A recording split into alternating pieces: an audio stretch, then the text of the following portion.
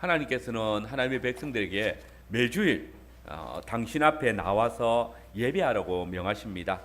이 말은 우리 예배가 하나님의 부르심, 즉 하나님의 초대로서 시작될 수 있다는 사실을 말하고 있습니다. 우리는 하나님의 초대를 받아서 이 자리에 나온 것입니다. 예배의 부름이라는 것은 우리가 하나님께 나아가겠다는 것이 아니라 하나님께서 우리를 초대해 주셨을 때 그 하나님의 부르심에 감사하면서 나오고 있는 것이죠. 근데 우리가 믿는 우리 하나님은 죄를 아주 미워하시는 분이십니다. 거룩하신 하나님이십니다.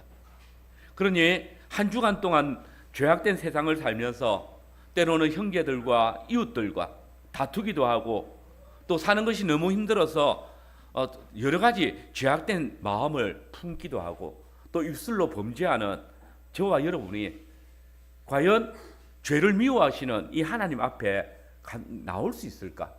하나님께서 과연 우리를 용납해 주실까? 죄악에 물든 우리의 마음을 하나님께서 받아주실까? 늘 그런 두려운 마음으로 살아가게 됩니다.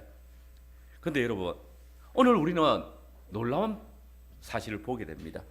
보십시오. 우리 하나님께서 죄악 가운데 살아왔던 우리가 하나님께 나아올 수 있는 한 길을 열어놓으신 겁니다. 그것은 우리가 우리 죄를 고백할 때에 그 당신의 은혜로운 사역을 통해서 우리의 죄를 용서하시고 당신의 보좌 앞에 나올 수 있도록 허락하여 주신다는 겁니다. 이런 의미에서 오늘 우리 교회의 예배 순서에 있는 이 죄의 공적 고백 시간, 오전 예배에 있는 이 죄의 공적 고백 시간은 정말 하나님의 놀라운 은혜의 시간입니다. 우리가 하나님의 부르심을 받아 나올 때에 죄악된 우리의 모습을 가지고 도무지 하나님께 나올 수 없는 그런 두려움이 있는데, 그때 바로 이 예배의 초두에 하나님께서 우리의 죄를 고백할 수 있는 그런 시간을 허락하여 주시고, 그 죄의 고백을 통해서 우리가 하나님 앞에 보좌 앞에 나올 수 있도록 하나님께서 친히 열어놓으신 이 은혜의 문이 되는 것입니다. 우리가 하나님의 정하신 법도 곧 십계명의 말씀을 교독하고 또 그 말씀을 따라 우리 자신을 살피며 죄를 고백할 때에 하나님께서 당신이 선포하시는 그 죄의 용서의 말씀을 목사의 입을 통해서 선포하십니다. 그때 말씀이 육신이 되신 우리 주 예수 그리스도께서 우리의 모든 죄를 깨끗하게 하시고 당신의 보좌 앞에 나오는 것을 용납하여 주시고 또 맞아주시는 겁니다. 이 얼마나 감격스러운 그런 순간입니까? 오늘 저는 자기 백성의 죄를 살피며 또 그 앞에 나오는 자들에 대해서 그 백성들이 자기의 죄를 고백할 때에 그 죄를 사하여 주시는 이 자비로우신 하나님의 은혜를 기억하면서 오늘 함께 읽었던 이 본문의 말씀을 중심으로 하나님께서는 죄의 사유하심을 통해서 그 백성과의 언약의 교제를 더 풍성하게 하신다라는 주제로 말씀을 전하겠습니다. 우리는 먼저 우리의 부르짖음을 듣는, 우리의 부르짖는 소리를 들으시는 하나님을 우리가 기억해야 됩니다. 오늘 본문 시편 130편은 내가 깊은 곳에서 주께 부르짖었나이다 라고 시작되어집니다. 근데 여러분, 이 성경에서 이 깊은 데가 어디일까요? 종종 성경은 이 깊은 곳을 가리킬 때에 엄부라고 표현하기도 합니다. 이스라엘 백성들에게 있어서 이 엄부는 하나님으로부터 가장 멀리 떨어져 있는, 하나님과 만날 수 없는, 하나님과의 교제에서 단절되어진, 그래서 빛도 없고 하나님께 나아갈 수 있는 방도도 없는 그런 곳을 이야기할 때에 엄부라고 이야기합니다. 선지자 요나가 니느웨로 가라는 하나님의 말씀을 거절했을 때 하나님께서 그를 바다에 던져 넣으셨고, 그때 요나가 버려졌던 곳에 자기는 그것이 엄부라고, 스올이라고 그렇게 표현했습니다. 그래서 요나가 바다에 큰 고기 뱃속에서 뭐라고 이야기합니까? 내가 스올의 뱃속에서 부르짖습니다. 주께서 나를 깊음 속 바다 가운데 던지셨으므로 큰 물이 나를 둘렀고 주의 파도와 큰 물결이 내 위에 있나이다 애통했습니다. 이는 요나가 자신의 죄로 인해서 야훼 하나님께 버림을 당했을 때 엄부라 불려지는 그 소홀에 던져졌다는 것이고, 그 깊은 곳에서 죽음에 대한 두려움과 또 하나님과의 교제의 단절로 인해서 두려움에 사로잡혀서 부르짖고 있다라는 그런 말입니다. 지금 시인도 마찬가지입니다. 시인이 자신이 깊은 곳에서 부르신다라고 하는 말은 지금 자신이 주님의 계신 성전에 나아감에 있어서 스스로 도무지 나아갈 수 없는 형편에 있다는 것. 정말 절망적인 상태, 자신의 그 상황을 두고서는 하나님께 나아갈 수 없다는 것입니다. 언약 백성에게 있어서 하나님과의 교제가 단절되어지는 것, 이는 그야말로 죽음보다 더 두려운 일입니다. 엄보에 떨어진다는, 이건 너무나도 두려운 일입니다. 시인은 자신의 죄악으로 인해서 정말 멀고 어둡고 엄침한 엄부에 떨어져 있습니다. 깊은 곳에 빠진 자는 정신적으로 육체적으로 심한 위기를 느끼고 두려움을 느낄 것입니다. 시인은 지금 사람이 감당할 수 없는, 헤아릴 수 없는 그런 깊은 고통의 심년 속에 빠져 있습니다. 시인은 지금 깊은 심년의 그 상태에 빠진 자신의 상태를 야훼 하나님께 호소하고 있습니다. 믿음 안에서 하나님의 은혜를 구합니다. 왜냐하면 그가 버림을 당한 곳에는 도무지 사람이, 그리고 그 어떤 능력으로도 건질 수 없는 그런 곳이기 때문입니다. 그는 오직 하나님만이 자신을 그 깊은 곳에서 건질 수 있다는 사실을 알기에 하나님께 호소를 하고 있는 것입니다. 여러분, 거룩하신 하나님의 존재의 선자들은 지금 이 시인의 기도를 들을 때 나도 저 시인처럼 저 깊은 곳에 있어 보았다라는 그런 경험들이 있을 것입니다. 정말 하나님에게서 멀리 떨어져 있었다는 그런 사실들을 느낄 것입니다. 내가 그 깊은 곳에 있을 때 내가 어떻게 거기서 여기에 올라왔을까라는 생각들도 가질 때가 있을 것입니다. 한 주간 내내 죄악된 세상 가운데 세상의 미혹과 또 협박과 공격 앞에서, 아니 사실은 내가 죄악된 마음으로 저들과 어울리거나 또 저들을 속이거나 하나님의 말씀에 멀리 떠나 있었음을 우리가 알기 때문에 그 깊고 어두운 심년의 물에 빠져 허우적거리면서 숨이 넘어갈 것 같은 그런 느낌을 가져볼 때가 있었을 것입니다. 특별히 하나님과의 관계에서 멀리 떨어져 있을 때 그 심년에 빠진 자는 두려움을 느낄 것입니다. 실상 성도에게 있어서 하나님과의 교제에서 멀어지는 것, 이것보다 영적인 심년에 깊이 빠지는 것보다 더 두려운 삶은 없습니다. 만약 죄악에 깊이 속해 있고 하나님과의 관계에서 멀리 떨어져 있음에도 불구하고 내가 그 두려움을 가지지 못한다면, 하나님에게서 멀리 떨어져 있다는, 하나님과의 교제에 단절되어졌다는 그 사실을, 두려움을 가지지 못한다면 우리는 우리의 신앙에 대해서 다시 점검을 해야 됩니다. 여러분, 그리스도 안에서 하나님의 백성들이 항상 평안과 기쁨이 넘쳐나고 늘 승리의 즐거움만을 누린다면 너무나 좋겠죠. 그러나 그렇지는 않습니다. 하나님의 백성에게도 낮과 밤이 있고 어둠과 겨울이 있습니다. 우리 역시 언제나 변화가 무상한 그런 세상을 살고 있고, 이런 변화는 살아있는 자만이 누리는 기쁨이 되기도 합니다. 그렇습니다. 여러분, 살아계신 하나님의 자녀로 우리가 이 세상을 살아가기에 변화를 맛보고 또 전능하신 하나님의 백성에게도 시련이 있고, 그 시련 때문에 어떤 때는 영적인 큰 침체에 빠지는 그런 뜻밖의 일도 경험하기도 합니다. 그런데 여러분, 하나님의 백성은 이 심한 영적인 침체나 시련에 대한 단식으로 그 자리에 머물러 있지 않습니다. 만약에 여전히 머물러 있음에도 부족함이 없다고 느껴진다면 그는 자신을 돌아봐야 됩니다. 참된 하나님의 백성은 그 심년에 의해서, 그 시련에 대하여서 머물러 있지 않고 그 다음에 있을 변화를 바라보게 됩니다. 오늘 시인 역시도 모든 구원의 소망이 사라진 순간에 변화를 바라보고 있습니다.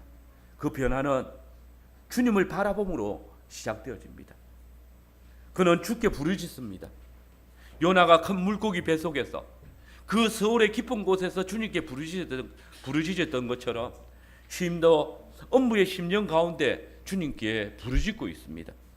이 부르짖음, 오직 하나님의 백성만이 이 깊은 심년 중에서 주를 바라볼 수 있고 주께 부르짖을 수 있습니다. 그런데 여러분, 여기서 우리가 정말 주의해야 될 게 있습니다. 우리가 그 깊은 심년 속에서 또 모든 절망 가운데에서 주님께 부르짖는다라고 했을 때, 만약 이 말이, 여러분의 그 고백이 다른 방법 다 해보니까 다른 효과가 없더라, 마지막으로 한번 손이나 모으고 기도해 볼까? 뭐 이런 식의, 뭐 다른 방법 다 해보니까 방법이 없어서 혹시나 하나님은 어찌할 수 있을라, 그런 요행수로 바라는 고백이 되어서는 안 될 것입니다. 많은 성도들이 자신에게 번영과 안식이 있을 동안에는 기도가 냉랭해져 있고 하나님의 약속을 바라며 간구하는 신앙이 차가워져 있는 것을 봅니다. 주께서 우리를 일깨워 주시기 위해서 허락하시는 환난 가운데 돌이키기는커녕 여전히 스스로 지혜와 힘으로 10년에서 벗어날 길을 찾으려 오는 것을 봅니다. 참 기이한 일입니다. 어떻게 하나님의 백성이 곤란 중에도 야훼 하나님을 바라보지 않고 그분을 의뢰하지 않을 수 있단 말입니까? 그러나 오늘 시인은 아무도 들을 수도 없고 아무도 손을 뻗쳐줄 수도 없는 곳에 있으면서도 주님 바라보고 주님을 향하여서 부르짖습니다. 그만이 알고 있는 구원자, 모든 상황을 초월하시는 그 하나님을 찾고 있습니다. 의와 능력으로 그 백성에게 구원의 손길을 뻗으실 주님을 알고 있기에 그분께 간구합니다. 야훼여, 내가 깊은 곳에서 주께 부르짖었나이다. 하나님과의 교제가 완전히 단절되어진 그곳에서 하나님께서 나를 멀리 던져 놓으셨는데 그곳에서 주님께 부르짖는 겁니다. 여러분, 우리가 우리 죄로 인해서 빠지게 된 기쁨에서 스스로 벗어날 수 있는 길은 없습니다. 그러나 그때 우리의 부르짖음에 응답하시는 주님이 계심을 기억합시다. 깊은 죄악 가운데 10년과 같은 그 패역한 가운데 있을 때에 도무지 여기서는 천하의 하나님이시라도 우리의 기도를 듣지 못하실 것이야, 우리가 여기서 하나님을 바라본다 할지라도 보이지 않을 것이야 라고 여겨지는 그 10년 가운데에서, 그 깊은 곳에서 부르짖으라고 시인은 이야기하고 있습니다. 여러분, 시인이 이렇게 말합니다. 깊은 곳에서 내가 주께 부르짖었나이다. 야훼의 경외스러운 위험을 멸시하고 주님의 인도하심을 무시하고 주의 선한 일에 대해서 폐역한 심령으로 살아왔기 때문에 바로 거기에 떨어져 있는데, 그것 때문에 지금 나와 하나님과의 교제가 떨어져 있는데 하나님께서 나를 그 깊은 곳에 던져 넣으셨는데, 그래서 보는 사람들마다 저는 이제 하나님께서 미워하실 거야, 저는 저 깊은 곳에서 도무지 하나님께 나아올 수 있는 길이 없을 거야 라고 판단하고 있는 그때에 그 크고 무거운 죄의 짐이 우리를 더 깊은 심년으로 끌어내고 있을 그때 시인은 고개를 들었습니다. 주여, 내가 깊은 곳에서 주께 부르짖었나이다. 주님과의 교제가 단절되어진 이 자리에서 마지막으로 다시 주님을 향하고 주님께 간구합니다. 내 소리를 들으시고 나의 부르짖는 소리에 귀를 기울이소서. 그리고 보십시오, 이 참회의 기도, 이 죄의 고백의 기도가 엄청난 힘을 나타냅니다. 신비한 힘을 가지고 있습니다. 주님께서 솔로몬이 성전을 봉헌할 때에 드린 기도에 대해서 어떤 약속을 주셨는지 보십시오. 역대하 7장 12절 이하입니다. 내가 이미 내 기도를 듣고 이곳을 택하여 내게 제사하는 성전을 삼았으니 혹 내가 하늘을 닫고 비를 내리지 아니하거나 혹 맥두기들에게 토산을 먹게 하거나 혹 전염병이 내 백성 가운데 유행하게 할 때에 내 이름으로 일컫는 내 백성이 그들의 악한 길에서 떠나 스스로 낮추고 기도하며 내 얼굴을 찾으면 내가 하늘에서 듣고 그들의 죄를 사하고 그들의 땅을 고치리라.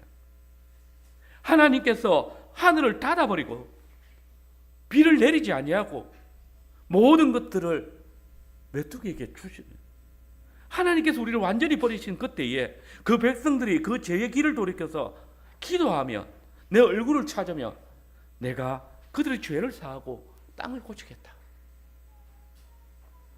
진실로 이 솔로몬의 고백처럼 야훼는 계신 곳 하늘에서 그 백성의 간구를 들으시고 그 죄악을 사유하십니다. 깊은 10년 중에 매여 있을지라도 그 10년 중에서 주께 간구할 때에 주는 일양 미쁘시사 우리의 기도와 간구하는 것을 들으시고 우리를 그곳에서 이끌어 내십니다. 진실로 요나가 깊은 바닷속 물고기 뱃속에 있었지만, 스올에 떨어져 있었지만 그가 그곳에서 야훼에 계신 성전을 바라보며 부르짖을 때에 건지움을 받았습니다. 깊은 바다에서 마른 땅으로 나오고 모든 것이 새롭게 회복되어졌습니다. 그렇습니다. 우리가 참 성전이신 그리스도께로 나올 때에 우리의 간구를 들으시는 주님께서 우리가 예배의 자리에 나올 때에 우리의 모든 죄와 허물을 친히 담당하시고 용서하여 주십니다.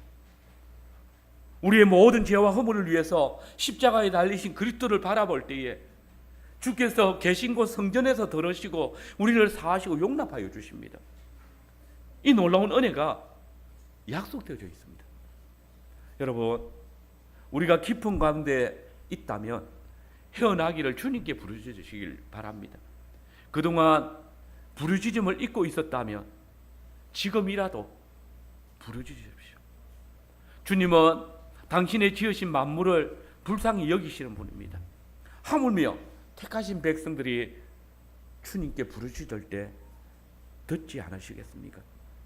비록 우리가 불순종하여서 반역하여 주를 멀리 떠나서 심판을 받고 깊은 구렁텅이에 떨어졌다 해도 그때 우리가 주를 향하여 부르짖을 때 주께서 그 백성의 가장 큰 죄악마저도 용서하시고 돌이킬 수 있도록 하늘 문을 닫았던 그분이 다시 하늘 문을 여시고 우리를 찾아오시마 약속하고 계시지 않습니까?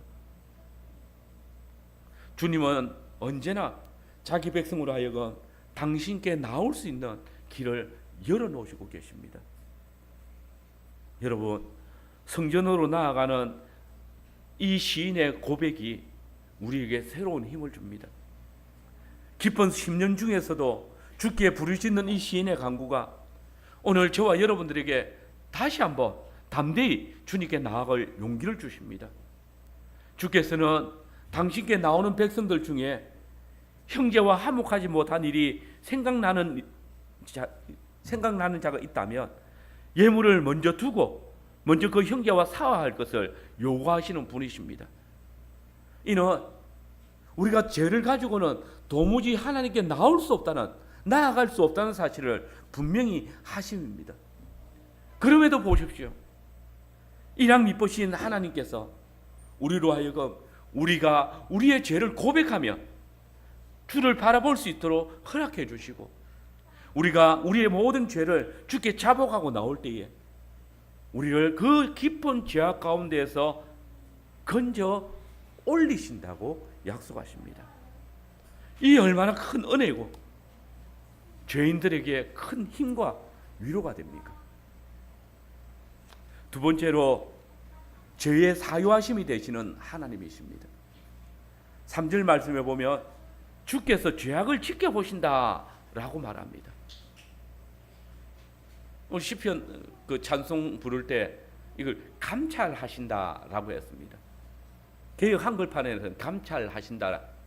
그게 오히려 좋은 번역입니다.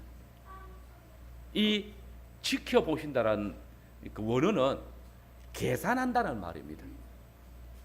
따지신다는 말입니다. 여러분, 우리 하나님은 우리의 죄악을 계산하시는 분이십니다. 따지시는 분입니다. 이게 얼마나 두려운 말씀인지 아십니까? 하나님께서 우리의 죄악을 따지시면 누군들 그 앞에 설 수가 있겠습니까? 누가 변명이나 변호를 할 수 있겠습니까? 실로 의인은 없나니 하나도 없으며 다 치우쳐 더러운 자가 되고 선을 행하는 자는 없나니 하나도 없는 것. 이게 세상의 현재의 모습이고 하나님의 백성들의 일컬음을 받는 우리의 모습이 되기도 하는 것입니다. 어느 누구도 하나님 앞에서 자신을 자랑할 자가 없습니다. 우리는 스스로 보기에도 불의하다는 것을 알기 때문입니다. 성경에서 죄는 단지 법을 깨뜨리는 것이 아니라 하나님과의 관계를 단절시키는 것입니다. 죄는 살아있는 힘입니다. 정말 엄청난 근세를 가지고 있습니다. 그럼 생각해 보십시오. 사단이 무엇을 가지고 지금까지 우리를 위협하고 또 굴복시키고 또 넘어뜨립니까? 단 하나, 이 죄의 근세를 가지고 우리가 하나님에게서 멀리 떨어지게 만들었고 우리가 하나님께 가까이 나아가는 것을 막고 있습니다. 죄는 우리로 하나님과의 교제에서 단절되게 만들기도 하고 우리의 영혼을 마비시키고 또 도덕적으로 타락하게 하는 그런 깊은 수렁에 빠지게 하는 그런 권세를 가지고 있습니다. 실로 하나님의 백성들이 그 깊은 곳에 빠지는 유일한 이유는, 그 소울에 들어갈 수밖에 없는 유일한 이유는 바로 이 죄의 권세로 말미암은 것입니다. 여러분, 죄 아래 있는 자로서 이 죄의 권세와 지혜를 이기고 자신의 의나 공로로 하나님 앞에 설 자가 있겠습니까? 아무도 의로우신 하나님 앞에 용서받지 않은 채로 서 있을 수가 없을 것입니다. 우리가 친구를 배반하고 그의 신뢰를 저버린다면 그 친구의 중심에 분노와 보복의 감정이 일어나게 만들 것이고 그것이 두려워서라도 그 친구 앞에 서지 못하는 것이 당연한데, 우리의 죄는 하나님의 은혜를 저버린 것이고 배은망덕으로 살아가는 것이기 때문에 하나님이 진노를 일으킨 것이지 않습니까? 죄를 미워하시는 그 하나님 앞에, 그러고 하신 하나님의 존전에 이 죄를 가지고 어떻게 나아갈 수 있겠습니까? 우리가 아무리 우리 자신을 합리화하고 이 세상에 무엇으로도 씻으려고 해도 씻을 수 없는 그런 모습입니다. 그러므로 시인은 한마디로 고백하는 겁니다. 주께서 죄악을 지켜보실진데 주여 누가 서리이까? 주께서 우리의 죄악을 계산하신데 내가 어디 거기 설 수 있겠습니까?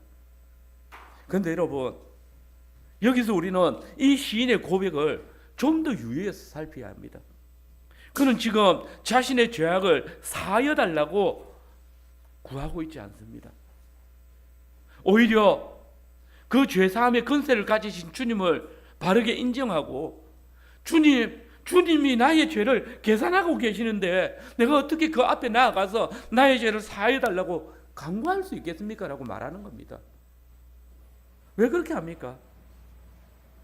마치 큰 징계를 받을 만한 잘못을 한 아들이 아버지의 얼굴을 피하듯이 하나님 앞에 큰 죄악을 범하는 인간은 도무지 그 앞에 설 수 없기 때문에 그 얼굴을 피하고 싶다는 고백입니다. 아들이 용서받을 수 없을 큰 잘못을, 또 벌을 받을 것을 알지만 그래도 아버지가 용서해 주실 것을 소망하면서 쭈뼛쭈뼛 아버지 앞에 나아가듯이 도무지 용서받을 수 없는 죄악이지만 알면, 그래서 내가 깊은 곳에서 하나님께 나아갈 수 있는 길도 없는 걸 알지만 건져달라고 요구할 수도 없지만 오직 사용하심이 주님께 있기 때문에 그걸 인정하며 주님을 바라보고 주님께 부르짖는 겁니다. 여기에 시인의 신앙 고백이 있습니다. 그렇습니다. 지금 시인은 오직 주께만 죄를 사하실 권세가 있고 죄를 이기시는 능력과 권세도 주님께만 있다는 것을 고백하고 있는 것입니다. 오직 그분만이 그의 백성들에게 죄를 이길 힘을 주시는 분이심을 아는 것입니다. 그분의 말씀만이 우리를 죄의 길에서 벗어나서 의의 길로 인도할 수 있다는 사실을 고백하는 것입니다. 혼날 각오를 하고 주님께 징벌을 받을 각오를 하고,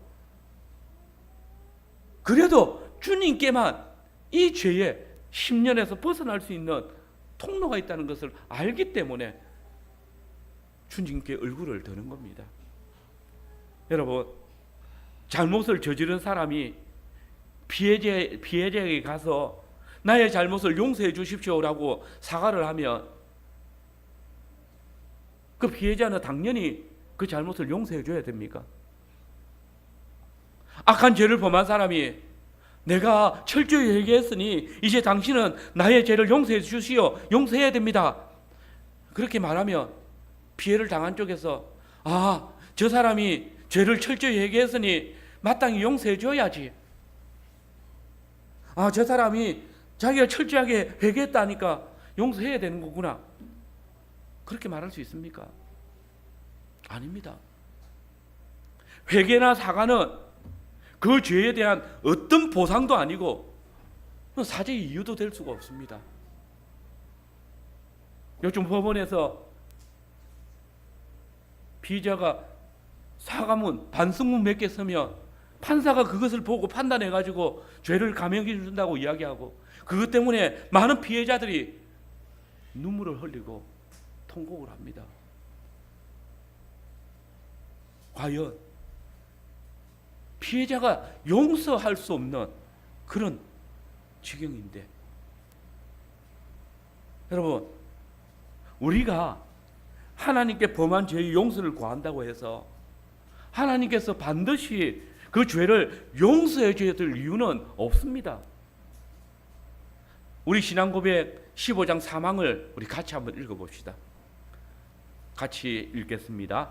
회개는 죄에 대한 어떤 속상이나 사죄의 원인이라고 의지할 수 없고 하나님께서 그리스도 안에서 값없이 주시는 은혜의 행사이지만 모든 죄인에게 필수적이기에 회개하지 않고는 누구도 사죄를 기대할 수 없습니다. 두 가지 나누어져 있습니다. 첫 번째가 뭡니까? 회개는 내가 회개했다고 해가지고 그게 내가 회개했으니 나의 죄는 이제 속하여졌어, 다 계산됐어, 나는 회개했으니 이제 사죄 받아야 돼, 그 원인이 아니면 이유가 아닙니다. 어떤 이들이 극한 잘못을 저지르고도 내가 하나님 앞에 회개했으니 죄가 없다라고 말하거나, 자신으로 인해서 큰 상처를 입거나 피해를 당한 사람에게 내가 죄를 사해 줄 수 있는 하나님께 사죄의 기도를 드렸고 나 용서를 확신한다, 도무지 용서받을, 그러니까 당신은 더 이상 나를 정죄하지 마라, 나는 당신한테 미안할 게 없다, 그렇게 말한다면 그 사람은 후안 묻힙니다. 도무지 용서받을 수 없는, 용서받을 가치가 없는 사람입니다. 반드시 기억하십시오. 회개하는 것이 죄를 없이 하거나 죄의 용서의 원인이 아닙니다. 이 회개의 과정이 없으면 뒤에 있습니다.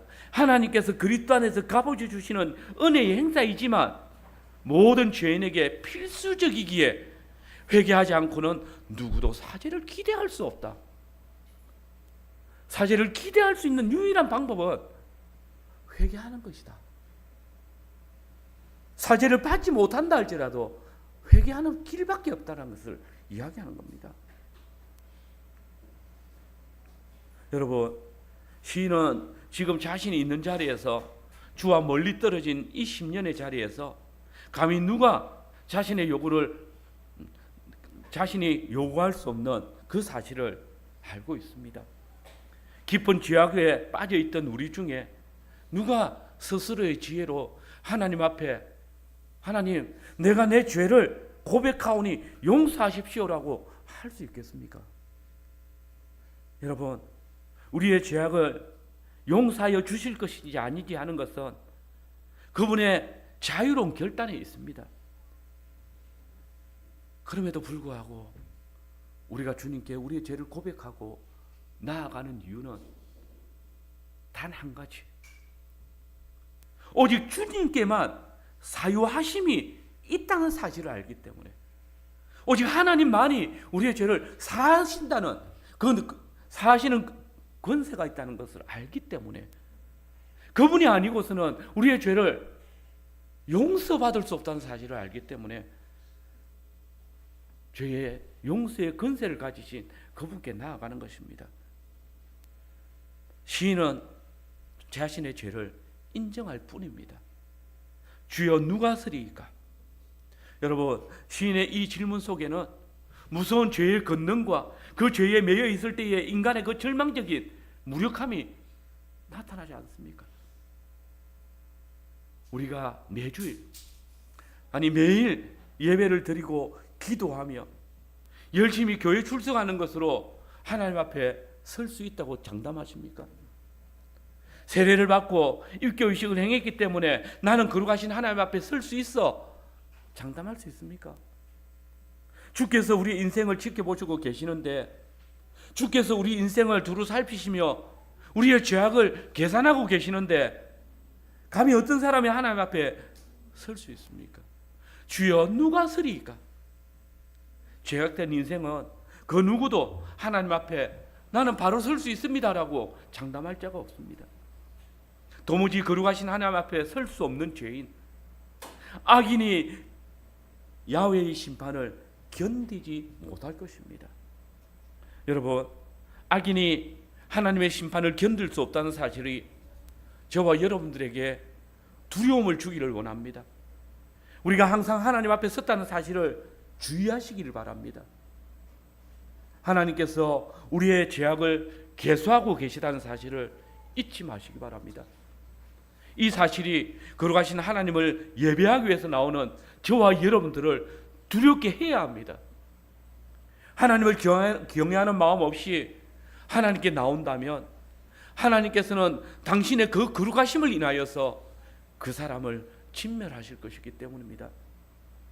오늘 많은 성도들이 하나님 앞에서 두려움이 없습니다. 그래서 사람들 눈만 안 보이면 마음대로 행동합니다. 심지어 사람의 눈까지 의식하지 않고 죄악을 범하는 교회 성원들도 있습니다. 하나님의 존전에서 하나님과의 교제에 대한 경외감이 사라지고 아예 아나무인으로 교회를 휘젓고 다니는 자들도 있습니다.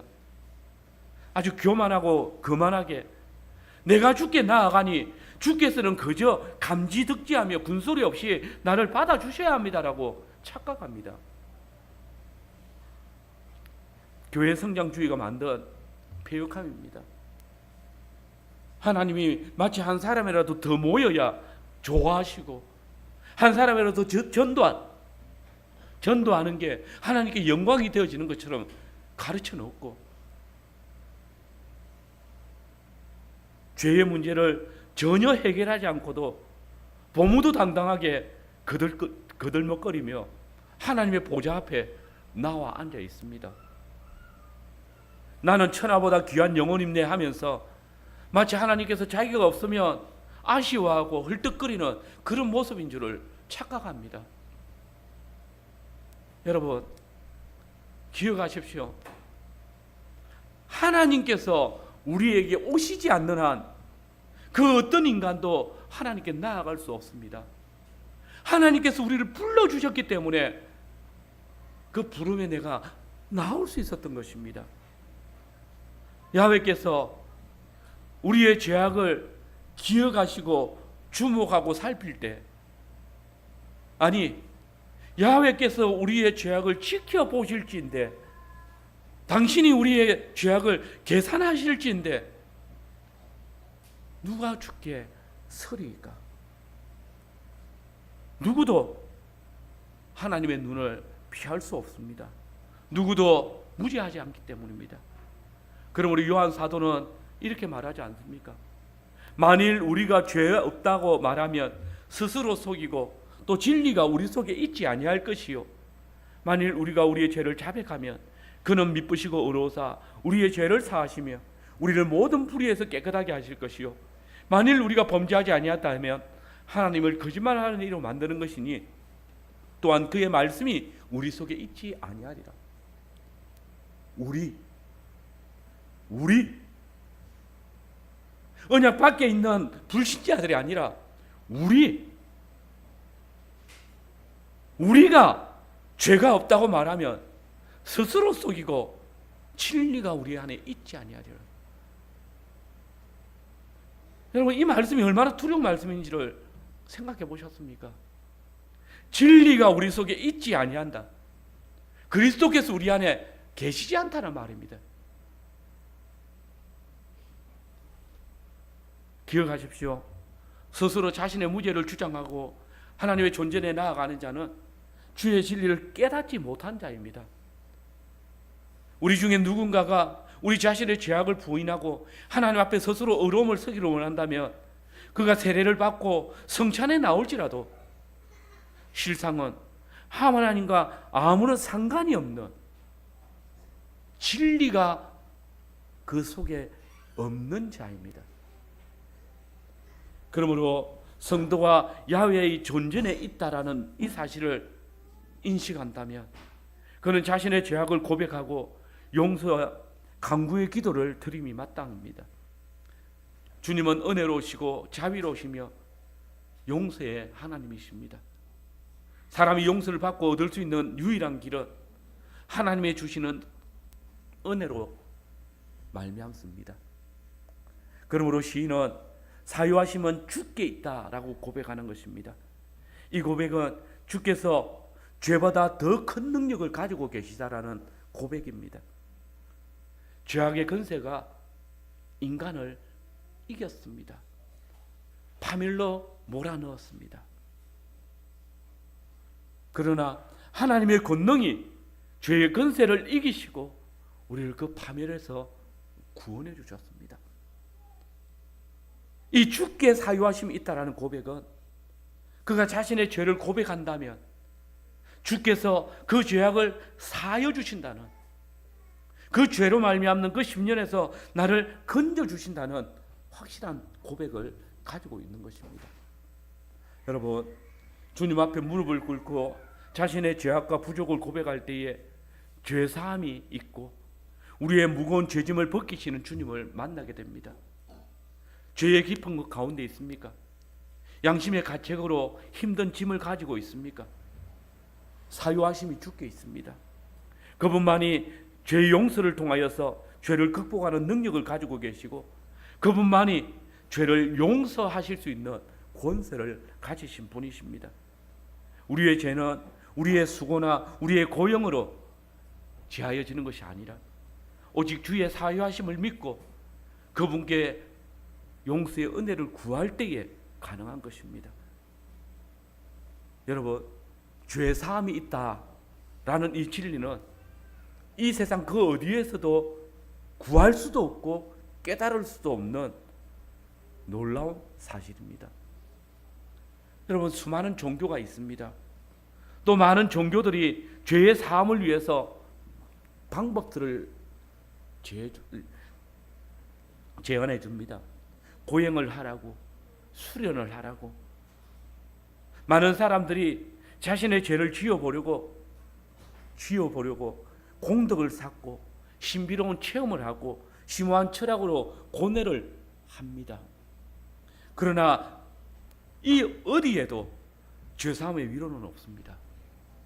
하나님의 창조의 질서 가운데 아름다움과 선함과 위대하심은 찾을 수 있지만 죄의 사유하심은 없습니다. 이 세상 그 어떤 누구도 죄사함의 진리는 가르칠 수가 없습니다. 그 죄사함의 진리는 오직 하나님께만, 삼위 하나님께만 있기 때문입니다. 야훼 하나님만이, 주의 말씀만이, 그 말씀이신 그리스도만이, 주의 성령만이 우리에게 죄사함의 은혜를 알게 하시고 베푸시기 때문입니다. 그러므로 성령님께서는 사도를 통해서 또한 이렇게 선포합니다. 우리 같이 요한 1서 2장 1절 2절 말씀 읽어보겠습니다. 같이 읽겠습니다. 나의 자녀들아, 내가 이것을 너희에게 쓰면 너희로 죄를 범하지 않게 하리 함이라. 만일 누가 죄를 범하여도 아버지 앞에서 우리에게 대언자가 있으니 곧 의로우신 예수 그리스도시라. 그는 우리 죄를 위한 화목제물이니 우리만 위할 뿐 아니요. 여러분 기억하십시오. 오직 우리 주 예수 그리스도 안에 죄사함의 능력이 있고 오직 전능하신 하나님의 말씀만이 죄인을 구속하십니다. 그래서 우리가 우리 죄를 자백하면 그는 미쁘시고 의로우사 우리 죄를 사하시고 우리를 모든 불의에서 깨끗하게 하신다라고 사도는 설파한 것입니다. 여러분 사도신경을 고백하실 때 그 전문을 아멘으로 고백하십니까? 그러면 죄를 사하여 주시는 것, 곧 사죄의 은총이 우리 하나님께만 있다는 사실도 고백하시는 것입니다. 그것을 믿으시기 바랍니다. 믿는 자에게 거주시는 은총이 죄사함을 이끕니다. 우리가 우리의 죄를 인정할 때에 주께서 우리의 죄를 사유하신다는 진리가 여기에 있습니다. 죄인은 마땅히 자신의 죄를 인정해야 됩니다. 이것이 지혜로운 길입니다. 오직 재판장의 자비로움을 바라보며 우리의 죄를 고백해야 합니다. 주님은 그 세상 어떤 재판관보다 자비로우신 분이십니다. 죄는 부끄럽습니다. 혐오스럽습니다. 수치스럽습니다. 그러므로 죄인은 죄를 회개하고 주님께로 나가야 합니다. 그러므로 우리의 신앙 고백도 이 회개로 말미암아 죄인은 자기의 죄가 위험할 뿐 아니라 더럽고 추악하며 그것이 하나님의 거룩하신 본성과 의로우신 율법에 배치된 것을 보고 느끼며 또한 뉘우쳐야 한다라고 선언합니다. 여러분 앞서도 말씀드렸지만은 우리가 우리의 죄를 자백한다고 해서 그것이 하나님의 용서의 원인은 아닙니다. 이유는 아닙니다. 그러나 주님은 우리가 우리의 죄를 자백할 때에 용서하시마 약속하셨습니다. 다만 그 한 가지, 우리가 우리의 죄를 자백하면 저는 미쁘시고 의로우사 우리의 죄를 사하여 주신다라는 그 약속을 우리가 알기에, 모든 불의에서 우리를 깨끗하게 하신다는 그 약속을 믿기에 주님께 우리의 죄를 자백하는 것입니다. 그리고 그때 그리스도 안에 있는 하나님의 은혜와 자비를 맛보는 것입니다. 이런 의미에서 우리 교회 예배 시간에 죄의 고백의 시간과 용서의 은혜의 선보의 시간이 있다는 것이 얼마나 복된 일인지를, 감사의 제목인지를 알아야 합니다. 내가 주께만 범죄하였나이다 라고 고백할 때에 주님은 자비를 베풀어 주시기를 기뻐하셔서 우리에게 있는 죄를 멸하시고 죄의 권세를 깨뜨리셔서 더 이상 죄가 우리를 넘보지 못하도록 용서하시는 것입니다. 그러면 여러분, 하나님께서 주님께 죄를 고백하며 나오는 자들의 죄를 사하시는 이유는 무엇입니까? 시인은 이렇게 고백합니다. 시편 130편 4절을 같이 읽겠습니다. 그러나 사유하심이 주께 있으면 주를 경외하게 하심이니이다. 하나님께서 우리의 죄를 사하시는 목적, 우리로 하나님 당신을 경외케 하시기 위함입니다. 우리가 죄의 사유하심이 주께 있음을 알 때에 우리의 삶이 참된 사유를 얻게 됩니다. 우리의 삶과 예배의 생활이 풍성해집니다. 그런데 이 사유하심을 통해서 우리가 예배의 풍성함, 삶의 풍성함이 누리게 될 때에 우리가 바라보는 것은 무엇입니까? 주를 향한 경외입니다. 사유하심이 주께 있으면 주를 경외하게 하심입니다. 이 단순한 고백이 우리를 하나님의 크신 은혜와 자비로 나아가게 하는 것입니다. 죄의 사유하심이 오직 주께만 있다는 사실을 알기 때문에, 주님께만 구할 수 있다는 사실을 알기 때문에 그 주님께 나아가는 것이고 그 주님을 경외하는 것이고, 주를 경외하며 나아갈 때에 그 사유하심의 은총이 큰 기쁨과 찬송으로 또 그분을 향한 경외감으로 나타나는 것입니다. 그렇습니다. 주께서 우리의 죄악을 용서하시면 단순히 죄를 용서하심만이 아니라 용서받은 자로 하여금 하나님을 경외케 하시기 위함입니다. 이것은 놀라운 체험을 우리에게 가져다 줄 것입니다. 여러분, 하나님의 용서하심을 알고 그를 경외하는 자는 비록 그 몸이 지금 시인처럼 10년 중에 가할지라도 요나처럼 벗어날 수 없는 그 스올의 뱃속에 갇혔을지라도 이것보다 더 깊은, 더 두꺼운 단단한 엄부의 공포에 갇혔을지라도 전능하신 하나님을 향한 깊은 우리의 간구가 우리로 모든 얽매는 것들과 매임에서 자유케 하실 것을 알기에, 구원을 경험하기에 간구합니다. 우리가 예배로 나올 수 있는 유일한 이유는 우리의 죄를 사유하시는 능력이 주님께 있기 때문입니다. 주님의 사유하심의 능력을 통하여서 우리로 주를 경외케 하시며 주를 예배하게 하십니다. 그러므로 예배로 나오기를 원하는 자는 신앙 고백 6항의 가르침처럼 마땅히 하나님께 범한 자신의 죄를 고백하고 사죄의 은혜를 간구하여야 하며 자신의 죄를 멀리 버림으로써 주의 자비를 얻을 것입니다.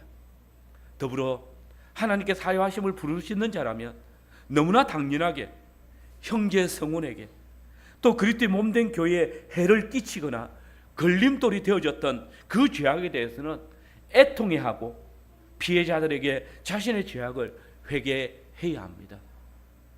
형제의 용서를 받고서야 화해할 수 있는 것이고 그때에서야 예물을 들고 주께 나올 수 있다는 그 질서를 주님께서는 잊지 말라라고 말씀하십니다. 교회의 용납을 받고서야 그리스도의 몸에 온전히 연합할 수 있음을 가르치십니다. 성도 여러분, 오늘 많은 교회 성원들이 하나님 앞에 죄를 고백한 이 아름다운 사역을 부끄러워하고 또 이런 일들을 가볍게 생각합니다.